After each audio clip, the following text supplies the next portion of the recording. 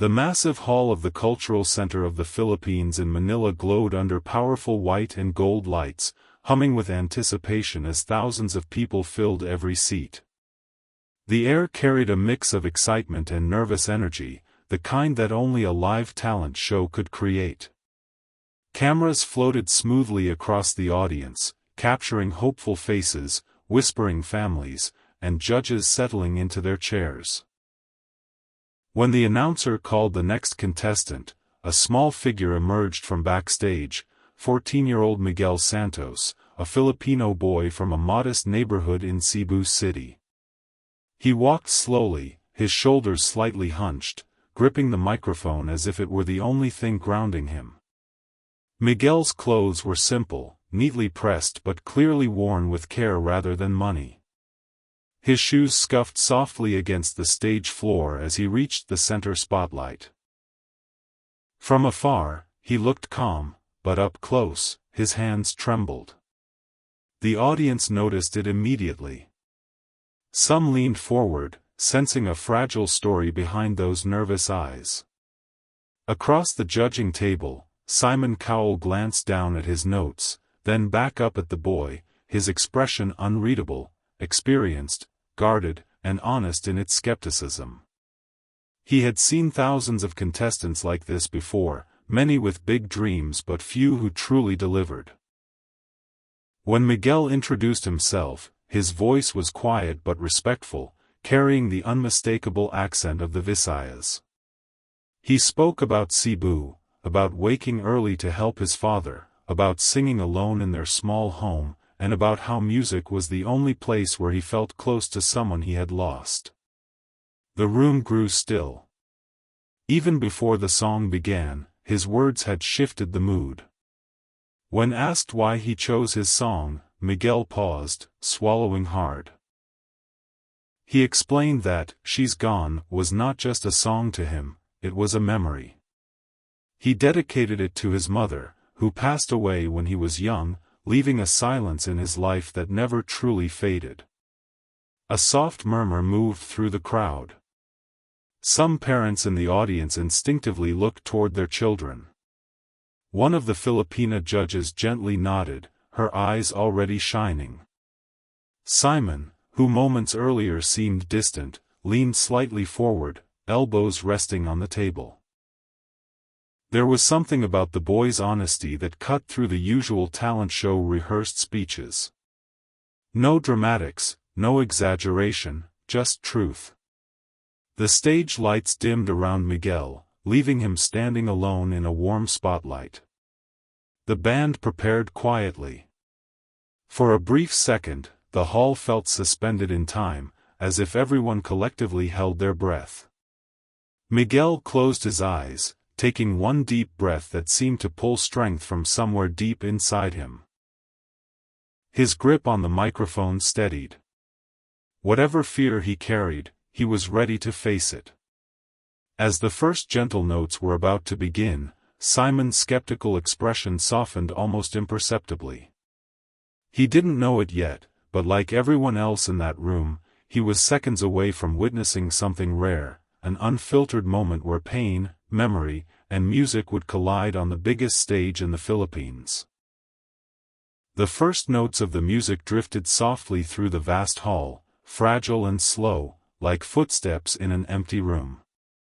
Miguel opened his eyes and began to sing, and at first his voice was almost a whisper, thin with nerves yet rich with feeling. It wasn't perfect, and that was exactly what made it powerful. Every syllable carried a quiet ache, as if the words had been living inside him for years, waiting for this moment to finally be released. The audience leaned in instinctively, afraid that even breathing too loudly might break the spell. As Miguel moved into the first verse, his voice started to gain strength. The trembling eased, replaced by a raw sincerity that wrapped itself around every listener. He wasn't performing the song the way people usually did. He wasn't copying anyone. He was remembering. His eyes glistened under the stage lights, and his brows tightened as if he were seeing images only he could see. His mother's smile, her voice, the empty space she left behind. Each line sounded less like singing and more like confession. In the audience, a young woman clasped her hands together, tears already sliding down her cheeks. A middle-aged man wiped his eyes and shook his head slowly, overwhelmed. The emotion was spreading, moving from seat to seat like a quiet wave. On the judges' panel, one Filipina judge pressed her lips together, visibly struggling to stay composed. She glanced at Simon Cowell, perhaps expecting his usual unreadable reaction, but even he had changed. Simon's posture shifted, he was no longer leaning back. He was fully engaged now, eyes fixed on Miguel, listening closely, not as a judge searching for flaws, but as a human being absorbing a story. When Miguel reached the chorus, something inside him broke open. His voice rose, fuller and stronger, carrying pain that no child should have to hold alone. The lyrics poured out with heartbreaking honesty, and the sound echoed across the grand hall. It wasn't loud, but it was deep. You could feel it in your chest. The backing music swelled gently behind him, but Miguel's voice remained the center, fragile yet brave, standing firm against the weight of thousands of ears listening. Simon's eyebrows lifted slightly in surprise. He had expected nerves to swallow the boy whole, expected the performance to fall apart under pressure. Instead, Miguel was doing the opposite, growing stronger with every note. There was no arrogance, no attempt to impress. Just truth. Simon's jaw tightened, not in criticism, but in respect. He had heard technically perfect singers fail to move a room. This boy, with an imperfect but honest voice, was doing exactly that. As Miguel moved toward the bridge of the song, his voice cracked for a brief moment. A collective gasp rippled through the audience. Miguel closed his eyes tighter, took a breath, and continued. That small crack only made the performance more real. It reminded everyone that this was a child carrying real loss, standing alone under blinding lights, choosing to sing anyway. The courage of it struck deep. By the time Miguel reached the final chorus, many in the audience were openly crying. Hands covered mouths. Shoulders shook.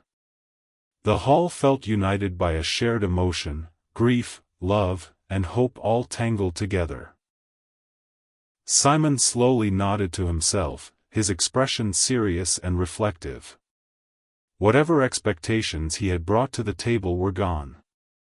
In that moment, Miguel wasn't just a contestant. He was a storyteller, and everyone in that room was listening with their hearts wide open. As the final chorus faded, Miguel held the last note just long enough for it to tremble in the air, then gently let it go. The music softened, slowing to a quiet close, and for a moment, there was nothing. No clapping, no cheers, no movement at all.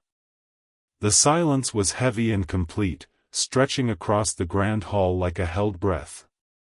Miguel stood still at center stage, his chest rising and falling quickly, his eyes glossy with tears he did not try to hide. He lowered the microphone slightly, unsure of what would come next, his body still vibrating with the emotions he had just released. Then the audience erupted. Applause crashed through the hall, loud and unrestrained, echoing off the high walls of the cultural center of the Philippines. People rose from their seats almost instinctively, some clapping above their heads, others wiping their faces as they stood. The standing ovation felt endless, a powerful wave of appreciation rolling toward the stage. Miguel looked out at the crowd in disbelief, his lips trembling as he tried to smile. He bowed his head repeatedly, overwhelmed by the response, as if he were trying to thank each person individually for understanding his pain. At the judges' table, the Filipina judges were visibly emotional. One pressed a hand to her chest, breathing deeply, while another nodded with tear-filled eyes, unable to speak right away. Simon Cowell sat quietly, staring at Miguel with a thoughtful expression. When the applause finally softened, Simon leaned forward, resting his hands together. The room fell silent again, this time waiting for his words. Simon spoke slowly, his voice calm but sincere. He admitted that when Miguel first walked onto the stage, he had expected nerves and inexperience to take over. Instead, he said, what everyone witnessed was courage. He praised Miguel for not hiding behind technique or theatrics, but for choosing honesty. Simon explained that the reason the performance was so powerful was because Miguel wasn't trying to impress the judges. He was telling the truth, and that truth reached every person in the room. He called it one of those rare auditions that reminded him why talent shows existed in the first place. Miguel listened with tears streaming freely now, nodding softly as Simon spoke. When Simon finished, he offered a small but genuine smile, a sign of deep respect. The audience applauded again, louder than before. In that moment, Miguel's journey changed forever. He was no longer just a boy from Cebu City carrying a private loss. He had transformed his pain into something shared, something beautiful, and on that night in Manila, he proved that even the quietest voices could leave the strongest echoes.